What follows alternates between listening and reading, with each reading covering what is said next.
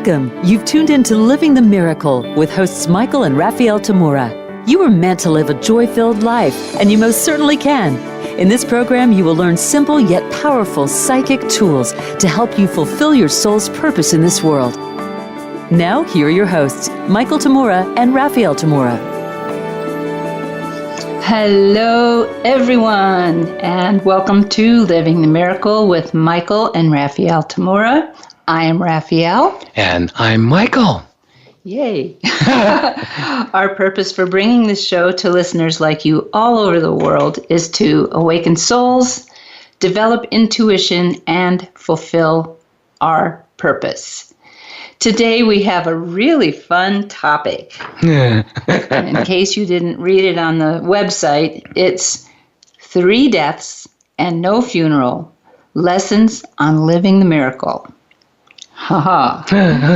It's actually been 5 deaths and no funeral for Michael, but he's keeping it to 3 times on the title of the book he's working on, since the last 2 times his heart stopped and he keeled over. He had a little implanted computerized device in his chest called an ICD device that zapped him back to his body very quickly, so he considers them a different kind of near-death experiences. I'm sure he'll write about them in his book, though. I myself had a near-death experience as well when Michael and I were on the beautiful island of Kauai many years ago, I think back in 1996 or so. One day, Michael went out to go swim with his sea turtle friends, or honu in Hawaiian, and while he was having a wonderful time out in the ocean with one giant honu, I died and met with my main spirit guide at the threshold. That's what we call the place as you're crossing over. He said that I was done with what I came to do this lifetime, and I could either go on to continue in spirit or return to my body on earth. In that space, I really didn't have a preference or desire. It was kind of odd. It was like when he asked me, I just couldn't answer. Mm-hmm. I was in complete and total neutrality, probably as much as I practice neutrality in the tools that I teach and practice. I have never been that neutral in my entire waking conscious life.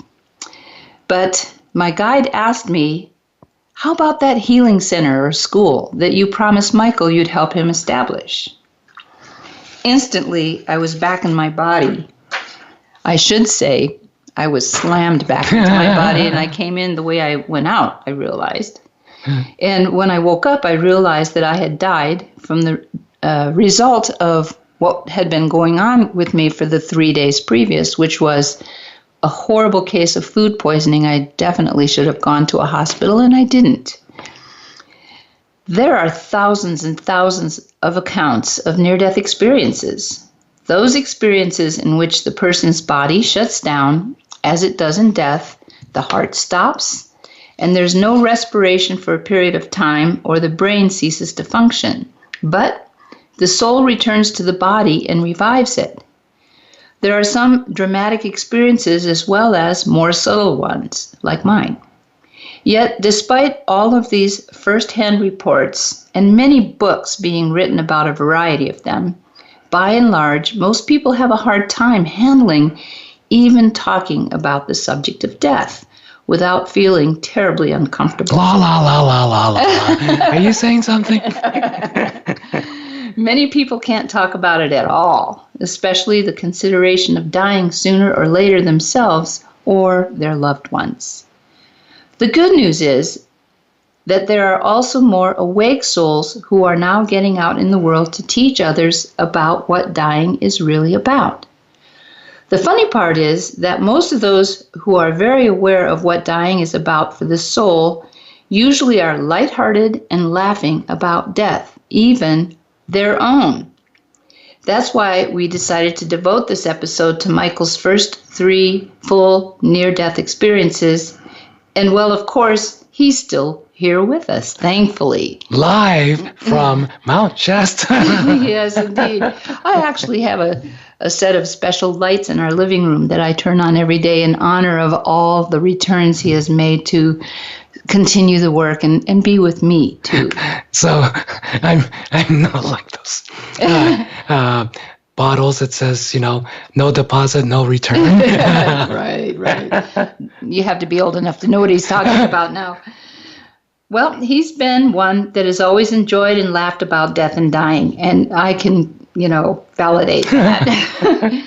Even the prospects of his own death. And he's told his students for years before he had his near-death experiences that what he was really teaching them was how to die correctly when their time came. As with everything else in life, to do it well, you need to practice regularly. But even amongst many of his advanced students who are clairvoyants, healers, and spiritual teachers themselves, whenever he says things like that, it gives a bit of a pause to consider what he means. How are we supposed to practice dying? Many of you even wonder. So, Michael, why don't you start a discussion here today? How have you practiced dying correctly, regularly for years before your heart stopped and you stopped breathing and essentially died for a while before returning here? Ah, yes, one of my favorite subjects. But then I have lots of favorite subjects. Well, most people's concept of dying and death is made from the body's perspective, right? The heart stops, there's no more breathing. Finally, the brain stops working completely, and the doctor pronounces the person dead, and the body gets taken away. We can call that death, but our experience as souls, as spiritual beings, it's not that at all. Spirit's eternal. Eternal, of course, means forever, which means we never die. Then, what's death or dying to us as spirit? A process of dying that the soul goes through when the body is no longer animated is ultimately a process of letting go. Letting go not only of the physical body, but of life as we know it in this world. Some of you may be familiar with Jesus' question, what if a man gained the whole world and lose his own soul? Learning through the dying process, a soul learns the answer to that question. And generally, we have to do this many, many, many times. And that's why we have this thing called reincarnation. We can be slow learners. It's like, what is it? Practice makes perfect. So it's not just one time that it normally takes most of us. It takes hundreds of times of learning to die. So yes, everyone, all of you, have been practicing dying for a very long time. But that's just at the end of each incarnation. Well, what Raphaelle was asking me about is I practice this every day. I still do. Even after I had 5 near-death experiences, I still practice, throughout the day how to die. And that doesn't mean I hold my breath and keel over. No, I practice being spirit. As mystics and enlightened masters have said all over the millennia, that all of this world, that most of us consider reality, isn't. They all say that this is but a dream, an illusion. If we hold on to any of it in our mind as like we want it or we can't be without it, we become what's known in metaphysical circles as earthbound beings. As such, a soul may no longer have a physical body, but in its mind, it cannot relinquish life in this world. It could be that the soul became completely dependent on, say, alcohol during this incarnation, and when it gets out, it still craves oh, just one more drink. Well, you could imagine it in spirit and have all you want, but it's not the same for them because they're focused here on earth in the physical. And to do that, you have to have a physical body. Or the soul was so attached and dependent on its lover in its physical incarnation here that upon leaving the physical body in its mind, it still absolutely craves to be with that lover as a body. Or it could have been a Scrooge type being before Scrooge had his first awakening and be beholden to riches and wealth and money, all that stuff in this world, and it has a hard time letting it go. So it could be anything, or it could be a whole lot of things that a soul isn't willing to let go and complete its learning and spiritual awakening.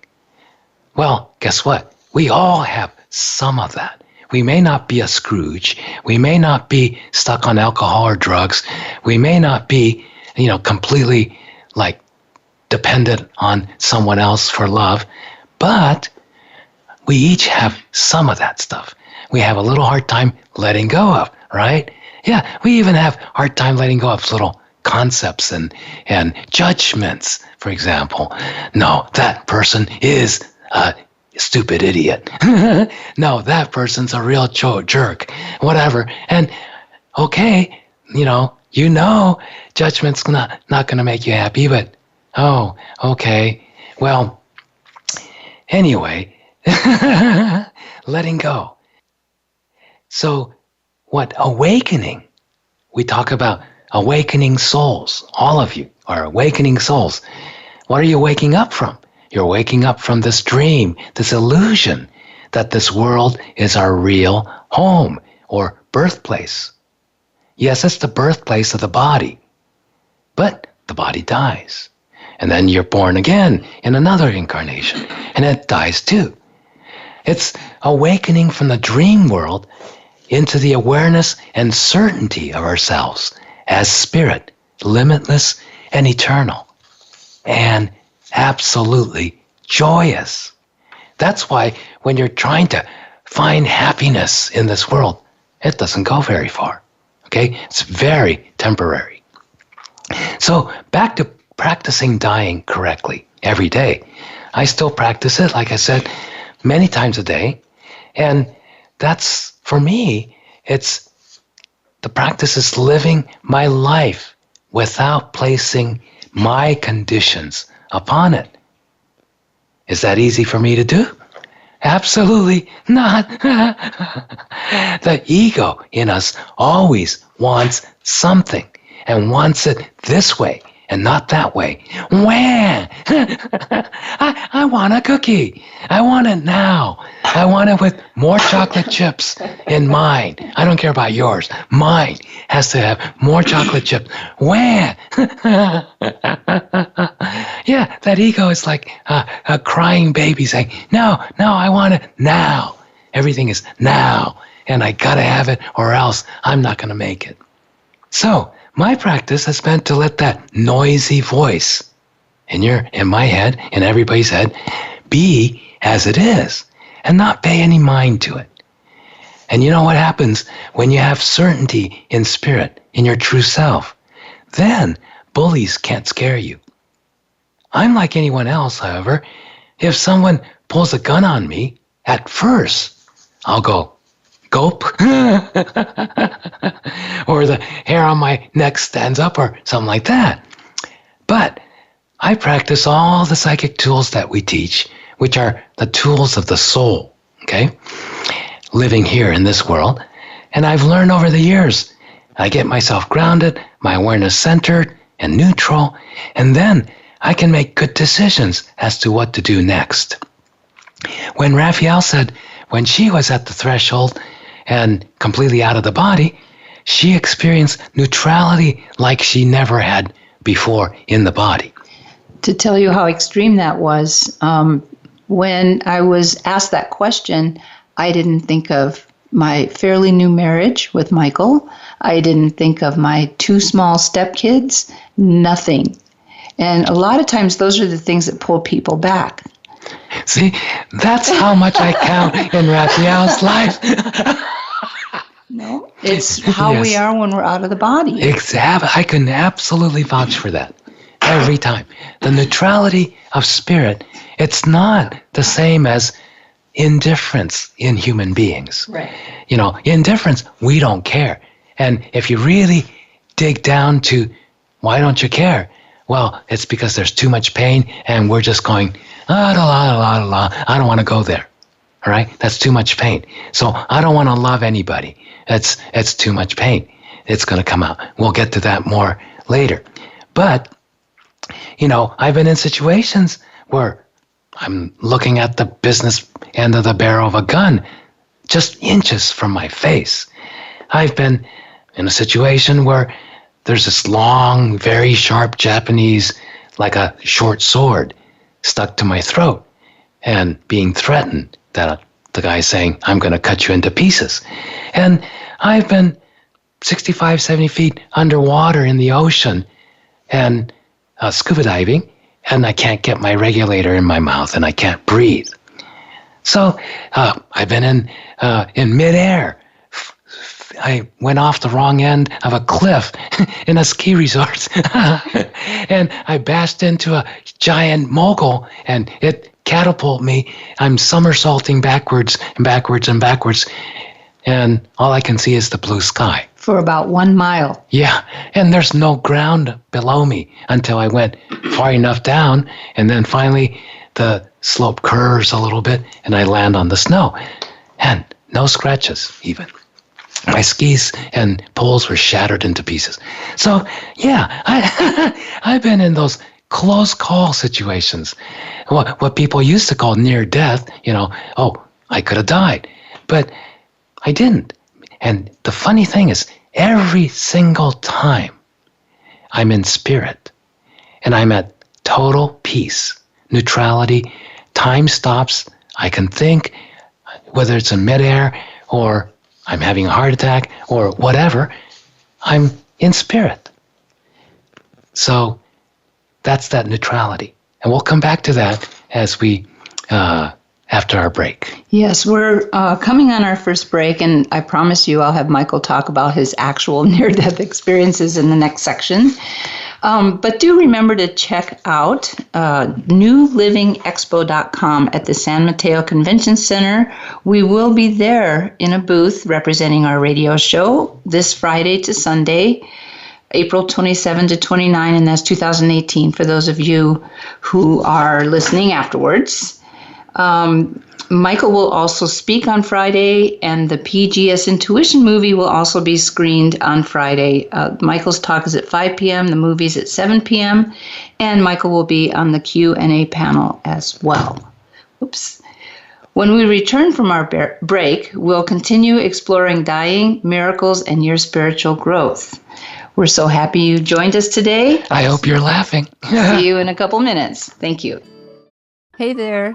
Thanks for listening to the show. If you're ready to take the next step on your spiritual path, develop your intuition, heal your spirit, and fulfill your life's purpose, please visit livethemiracle.com, our learning sanctuary for the soul.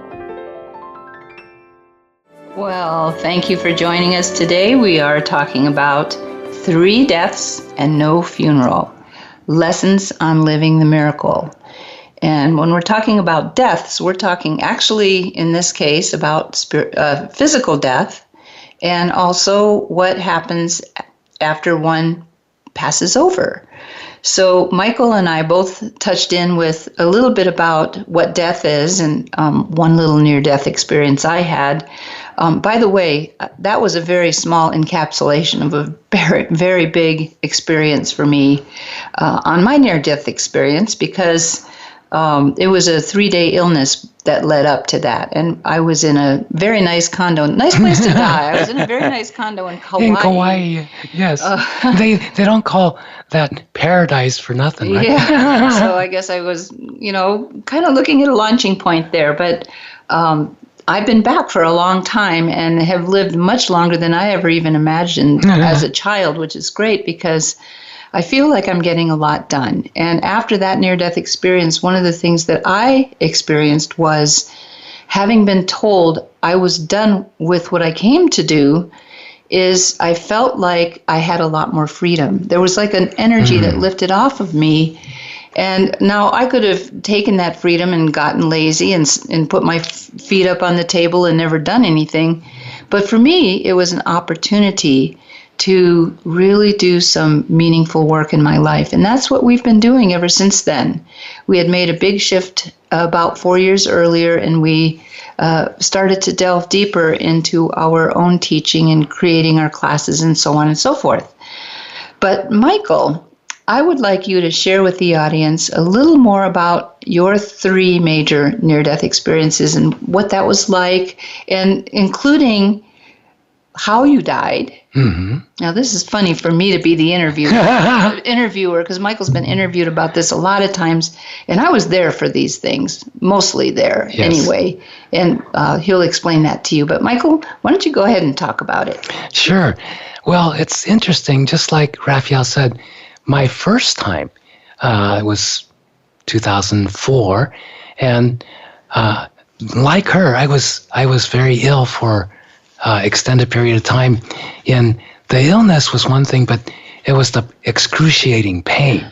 I had this thing called traveling gout, where this gout situation, crystals just jamming into all the joints, and it's terrible. It's excruciating. I remember thinking, I would not wish this on my worst enemy.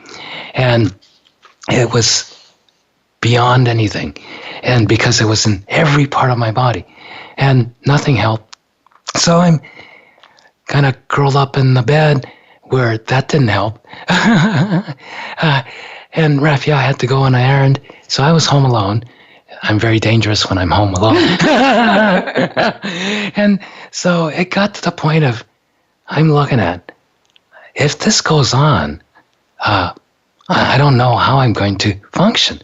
So I said to God, I don't know if I can go on like this. And it wasn't even a split second after I finished that thought, I was out. It's like I got escorted out. And I got escorted out by this massive being that took me. He was completely in white and this white light, and he took me kind of like by the hand, so to speak, into this conference room. It reminded me of a boardroom, but it's incredibly elegant boardroom, but it has that, typical of a boardroom, very highly polished, beautiful long wooden table. And there's an empty seat next to the head table around the corner. And I get motioned to sit there. And there's 5 beings, including the one that escorted me there, sitting around this table, around me. And they're all just beaming, they're smiling, and it was instantaneously welcome home. And it was like a celebration, and they said, well, you're done. Just like with Raphaelle, you're done. And they explained it a little further, said, you've done so much more than you had contracted for, so to speak. And so you can stay here with us and continue your work in the spiritual realm. Or, since, it's your choice, you can go back and continue it there. And just like Raphaelle said, the neutrality, I had no desires at all. That's a good way to describe it. No desires. That's exactly how I felt. Because non-neutrality is, there's a desire. I don't want this, or I want that, or, it's not, this isn't good, or whatever. It's all desire-based and fear-based. But there's absolutely no fear, absolutely no desire. And so I'm going, well, whatever. I'm being like a teenager, whatever. and the masters there, I said, oh, this is my opportunity. There's 5 of them and 1 of me. And I said, in your great wisdom, would it benefit not only myself, but anyone involved with me in life, in the world, if I stayed on this side and continued my spiritual work and teaching and guiding, or if I returned to the body? And there was not a moment of hesitation. All 5 of them unanimously said, it was almost like they were shouting, if you go back, you will be of enormous benefit that you wouldn't be able to do from this side. And I thought, wow, that's interesting. I never thought of it that way. And so then I said, okay, send me back. Well, when you have not one molecule of pain, that's easy to say. Send me back. Well, it wasn't until I got started sending back, I was being escorted back to the body by this great being. And as soon as I put my attention on the body, I go, oh. When I go back there, it's going to be excruciating pain.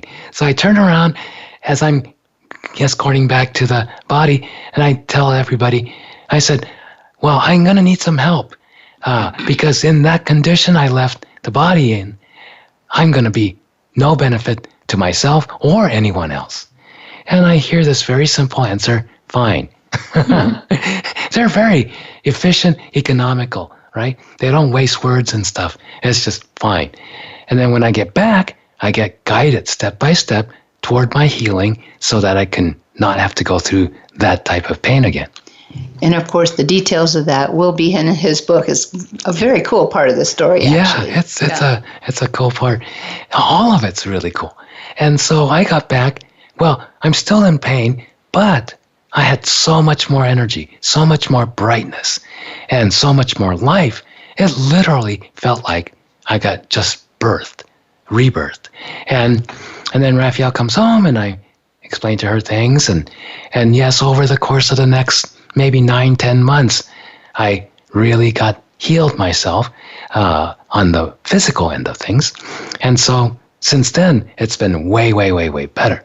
And so then I realized, one of the things they told me too is that I didn't have to complete any of my past commitments that was still going on in this life in the world. Okay, appointments and commitments to teach certain classes and things that were all scheduled or planned on. And so I came back, and that's one of the first things I thought of is, no, I want to fulfill those commitments. It took me 2 years to make all those finish with everything that I felt was from the past here in this world. And I felt good about that. Well, the next day, I had my next near-death experience. I had a pretty bad heart attack. But the night before, leading up to that fatal morning, so to speak, was an amazing thing. Raphaelle and I went to a birthday party for some other healer friend at a healer friend's sanctuary. And there's, about 40, 50 people. In Ashland, Oregon. In Ashland. And great fun event. But somebody found out that my birthday was coming up in 4 days. And so they secretly included me on the birthday celebration. So when they brought out the cake, they brought 2 cakes out, one for this other man and one for me. And so he had his song and blew out the candles, blah, blah, blah. And then this woman brings the candles. It's like a forest fire, right? At this age.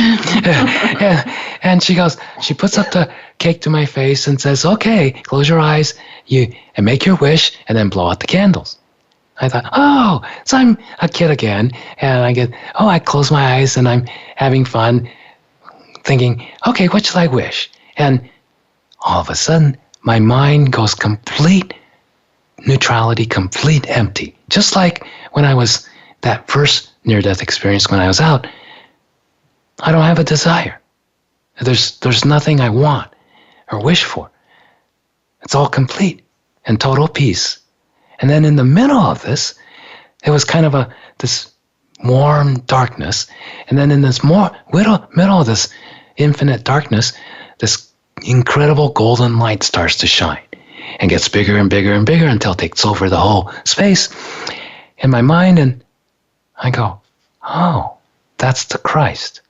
And I thought, oh, that'll be great. I'll wish for, I would better like to more embody the Christ consciousness. And I thought, what a great wish. Blew out the candles. Everybody sang happy birthday, clapped and laughed and everything. We had cake. Well, I was about 30 feet away because this part of the birthday party was done outside. And I had been chit-chatting with someone about astrology or something when this whole birthday cake came out. And when I saw Michael close his eyes and blow out the candles, I knew something very big had just happened. I didn't look at the gold energy. He was looking at it. I was looking at his body. And a kind of energy that came out that said he might die. And I concluded my conversation with a lady next to me and went to him.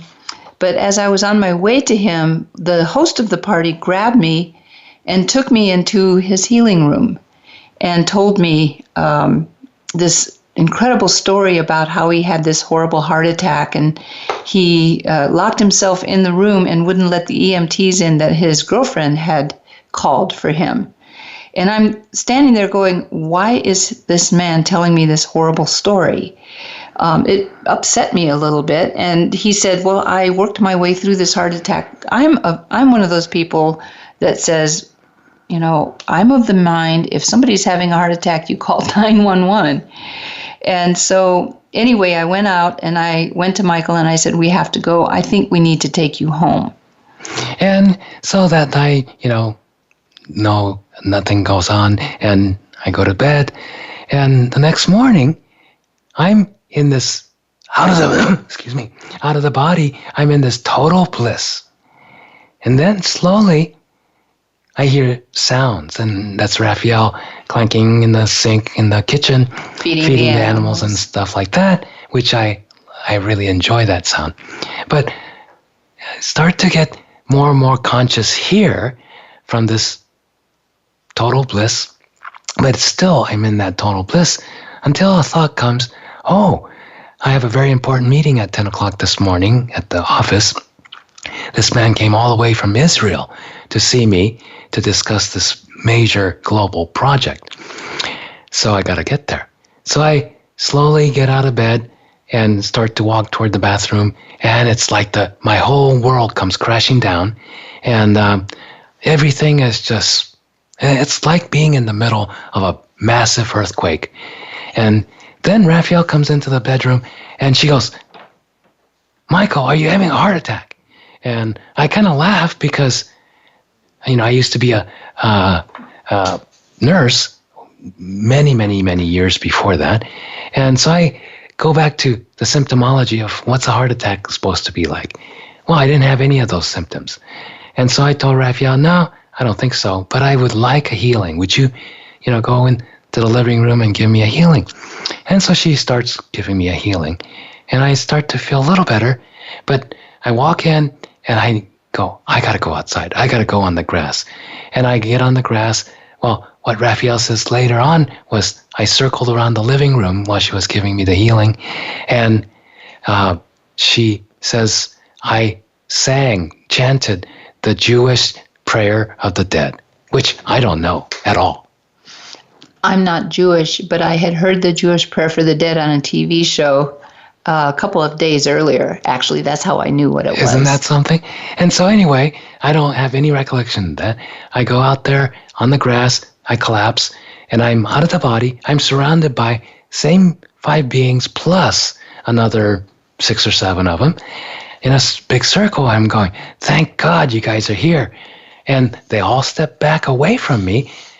And I knew what they were saying is, no, I can tell that there's this total knowing. They're communicating to me, this is your time. You have an important decision to make. And I'm going, okay, I need some help, but okay. They said that we can't interfere. So I'm looking at what's the decision I have to make? What's the decision I have to make? And I'm thinking, okay, let's just think normal first. Most people would be thinking, go to the ER or, die or whatever. I don't want to die or I want to live. I didn't have those questions. So what's my question? And I realized my question was, okay, I know there's no death. I'm not afraid of physical death. So what's my question that's so important? And I realized, even though I've known there's no death and the immortality of spirit, I still have been living my life from birth till death, and then I know I'm going to go on. I said, but that's not what I know of life. Life is eternal. There's no beginning and an end like that. And I need to start to look at life as eternal.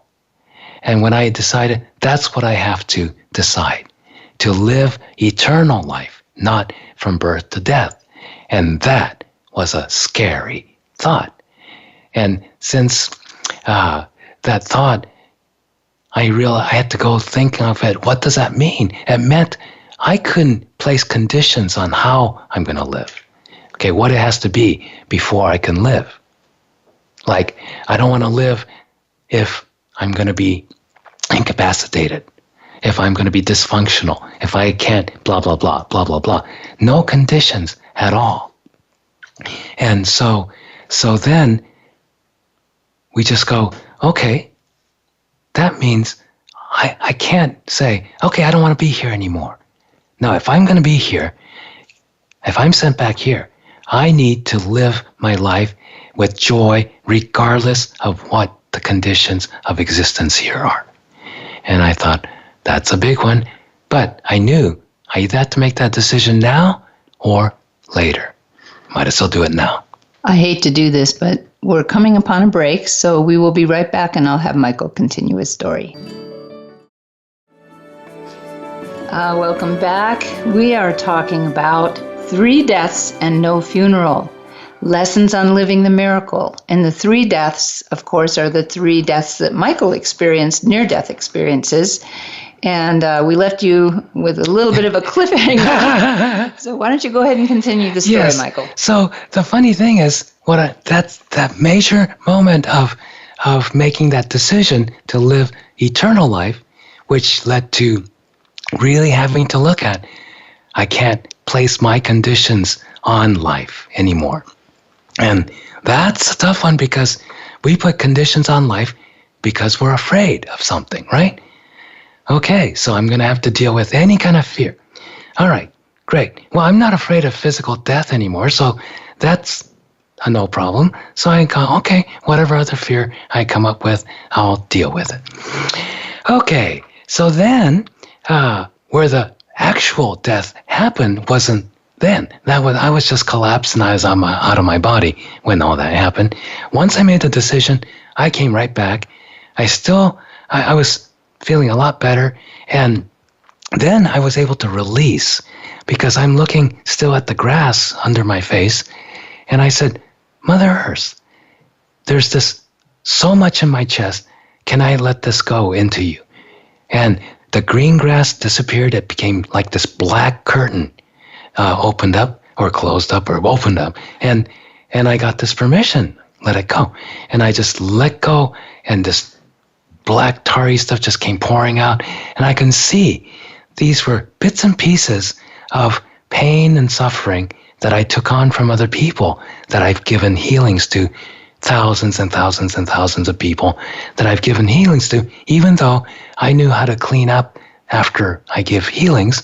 But this was a little residue here and there over, 40-something years. And so it's coming out. And when that all came out, I felt so much better. I thought, okay, I'm good. I run upstairs. I can run. I run upstairs. Raphaelle's still worried, so I said, no, I'm fine. And I have a meeting at 10 o'clock. And she kind of rolls her eyes, but she was very, did things under the radar. because she had a plan already. And I said, but I feel a little weak. Could you drive me to the office, which is like 2 minutes away? And she goes, sure. So we go on, and on the way to the office, she goes, why don't we have you checked out just to make sure? If you're fine, then it's not going to be any problem. Let's go to the ER. We go to the ER, and one thing I learned is don't walk into the ER. Don't walk in. Let the ambulance or stretcher take you in, because they don't believe you, and especially if you're laughing. So I'm laughing, joking around with Raphaelle. We go into the ER, and the triage nurse comes, looks at both of us, and says, which one are you in trouble? And Raphaelle, who's looking very serious, says, my husband, he's got chest pains.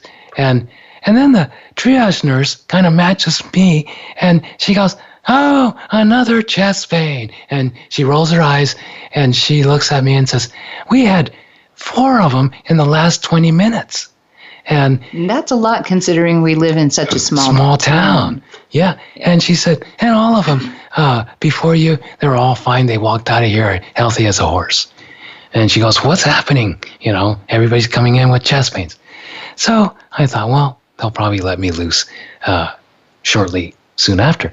Go into the ER doc, and I'm talking to her, and she's not in any concern because I'm laughing and having a great time. And then she goes, okay, would you lie down, and hooks me up to the EKG, blah, blah, blah. And immediately she just, her eyes open, she gets kind of pale. She runs to the phone, starts calling and talking to somebody really fast. And it sounds like she's talking to another cardiologist somewhere.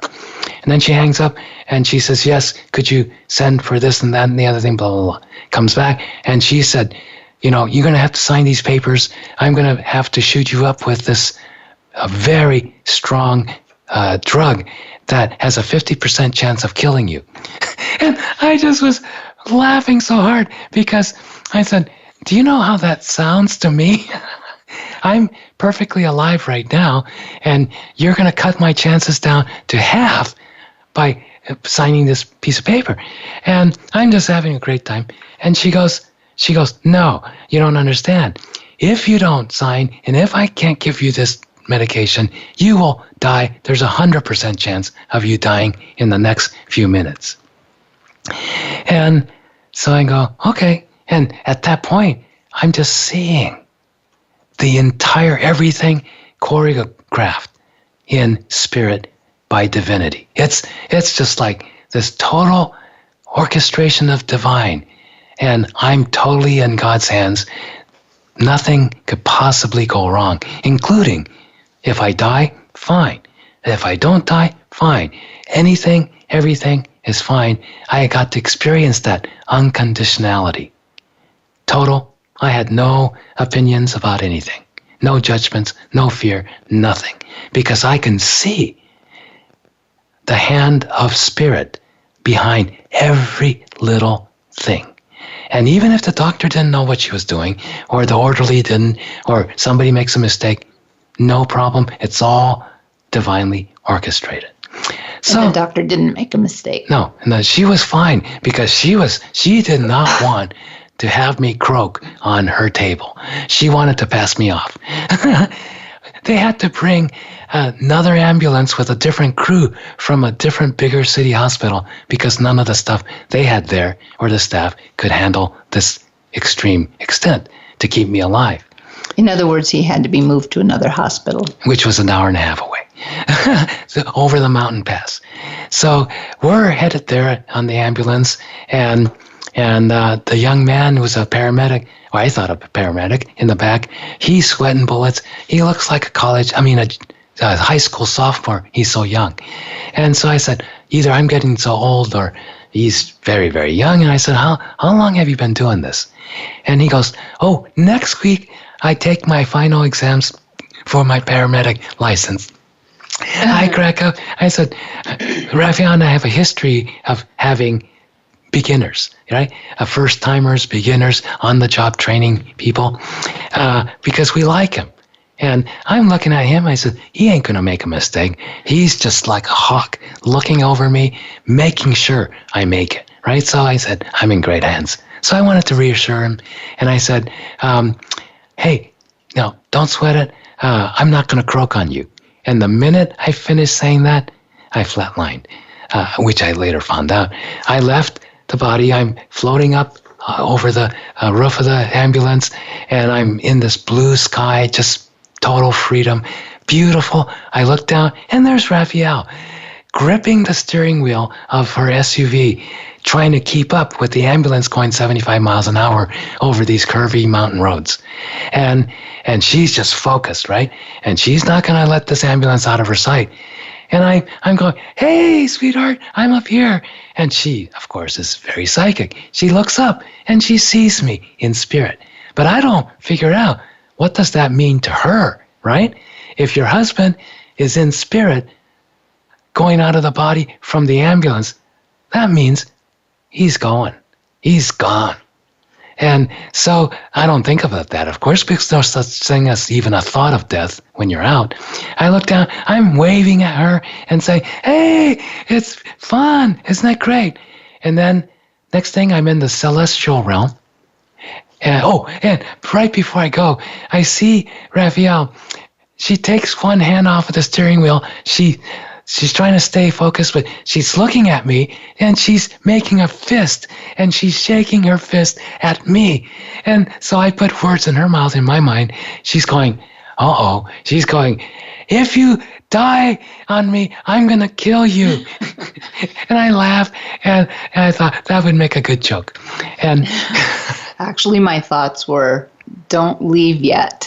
And so then I leave. I'm in the celestial realm. I'm going higher and higher. And then above me, there's these 4 or 5 giant golden beings of light. And then one of them steps down toward me, comes and meets me. And when she meets me, she becomes a she. She becomes this angel, this beautiful angel. And she puts her hands gently on my chest of the astral body. And she goes, not yet. I'm a little kid, being chided by the school mistress and for trying to sneak out of school. And then she pushes me back gently, and then I get back into the body. Then the young man starts screaming, he's back, he's back, he's back. And he had this paddles in his hand. He was about to shock me, but he didn't have to. And I said, I told you I wasn't going to croak on you. So that was my actual second near-death experience. And so then we end up in the hospital, and I just have a wonderful experience in the hospital. They did have to go in and put one stent in one of my coronary blood vessels because I had a pretty bad heart attack. And everybody was surprised that I didn't die because most people with that kind of EKG usually croak. But that ER doc did a great job. Everybody on the ambulance, everybody did a wonderful job. And Raphaelle gave me a good healing. And I knew I had to come back. But that angel brought me back. And I knew, oh yeah, I'm not to leave. I already made a commitment. Last time I had the choice of staying here or leaving. This time, no. Out of my own commitment, I have to stay. And I have to learn how to live unconditionally, no matter what's going on with my body or what's going on in the world or anything. So that was the very first step of that lesson that I start to learn to practice. So, since we're coming very close to the end of the show, do you want to encapsulate the third near-death experience, or you want to save that for the end of the show? Are we already to the end of the show? Yes, we are. Oh, wow. Okay. The third one, which was the biggest one, and it's a big story. It's a huge story, so we'll have to have one just on that, perhaps. But just to give you an idea, what happened is the third one was entirely different, completely different. And the third one, I have no recollection what happened on this side on Earth. And it's like a hydraulic, not an escort, hydraulic tube just sucked me out of my body. That's the only thing I remember as going out and just being sucked out. And instantly I'm in it's like this feeling of the furthest place I can possibly go. At the same time, it's in the center of everything. And the only way I can describe that time is that there is no thought, there is no time, there is nothing except the consciousness is sitting in front of what I called, when I came back, I called it the eternal flame of God's love. And it's not a thing, it's just this massive, indescribable thing of experience without a real experience like how I'm experiencing things now. There's no me, there's nothing. And then from there, I have this enormous experience going through these massive angels and tens of thousands of angels, smaller ones, and seeing forever. And then I'm taken to various places after that for schooling. And that part I had experience, I had consciousness, I experienced myself as me, so to speak, in spirit, and then learning all of these things and doing all these things. But we'll have to have a whole thing just on that one in a future episode. Yes, and it was really quite an incredible experience for both of us. And, when you have someone in your life going through this, you get to grow too. And I most certainly did, and I'll talk about that as well. I would like to bring up, since we're at the end of the show, just mention to have you go to our website, michaeltamura.com. We have some events coming right up in Los Angeles. May 5th and 6th, we have a weekend seminar taught by Michael, as well as a PGS screening in Santa Monica on May 7th. And all the details for that are on our website. And that's going to be really a lot of fun. Yes. So it's michaeltamura.com. See you next week. We're looking forward to it. Bye-bye. In every drop of rain awaits a rainbow. For every chance it has to grow.